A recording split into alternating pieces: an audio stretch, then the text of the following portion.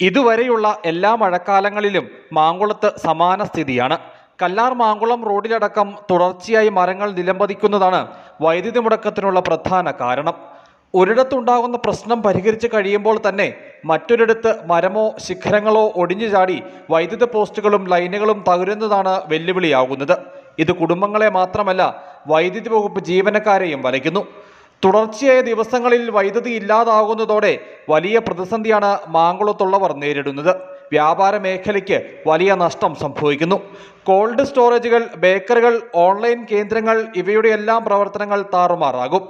ഫ്രീസറിൽ സൂക്ഷിക്കേണ്ടുന്ന സാധന സാമഗ്രികൾ തുടർച്ചയായ ദിവസങ്ങളിൽ വൈദ്യുതി ഇല്ലാതാകുന്നതോടെ നശിച്ചു പോകുന്ന സ്ഥിതിയുണ്ട്. ശീതീകരണ അന്തരീക്ഷത്തിൽ മരുന്നുകൾ സൂക്ഷിക്കേണ്ടുന്ന രോഗികളും ബുദ്ധിമുട്ട് അനുഭവിക്കുന്നു.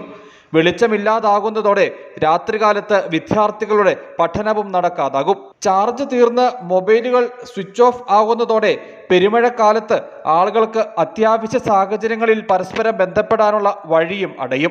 മഴ മൂലം വിദ്യാഭ്യാസ സ്ഥാപനങ്ങൾക്ക് പ്രഖ്യാപിക്കുന്ന അവധി പോലും ഉൾമേഖലകളിലെ വിദ്യാർത്ഥികൾ വൈകിയാണ് അറിയുന്നത്. വിനോദസഞ്ചാര മേഖലയ്ക്കും തുടർച്ചയായ വൈദ്യുതി തടസ്സം തിരിച്ചടിയാകുന്നു.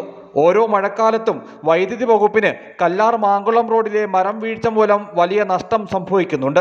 ദിവസവും ഒന്നിലധികം വൈദ്യുതി തൂണുകൾ മരം വീണൊടിയുന്ന സ്ഥിതി ഇപ്പോൾ ഉണ്ട്. പോയ വർഷങ്ങളിലെ കണക്കെടുത്താൽ വൈദ്യുതി വകുപ്പിന്റെ നഷ്ടം വലുതായിരിക്കും. മരം വീഴ്ച തുടർച്ചയായ മേഖലയിലെ വൈദ്യുതി ലൈനുകൾ ഭൂഗർഭ കേബിളുകളാക്കണമെന്ന ആവശ്യം ഏറെ നാളായി നിലനിൽക്കുന്നുണ്ട്. ഇതുമായി ബന്ധപ്പെട്ട് മുമ്പ് ചില പ്രഖ്യാപനങ്ങൾ ഉണ്ടായിരുന്നുവെങ്കിലും മുമ്പോട്ട് പോക്കുണ്ടായില്ല. കല്ലാർ മാങ്കുളം റോഡിനോരത്ത് അപകടാവസ്ഥ ഉയർത്തുന്ന നിരവധി മരങ്ങൾ നിൽക്കുന്നുണ്ട്. അവ മുറിച്ചു നീക്കുന്ന കാര്യത്തിൽ ബന്ധപ്പെട്ട വകുപ്പുകൾ ഇപ്പോഴും നിസ്സംഗത പുലർത്തുന്നു. വൈദ്യുതി മുടക്കത്തിനപ്പുറം മരം വീഴുന്ന സാഹചര്യങ്ങളിൽ തലനാരിഴയ്ക്കാണ് വലിയ അപകടങ്ങൾ ഒഴിവായി പോകുന്നത്. News bureau, Adimali.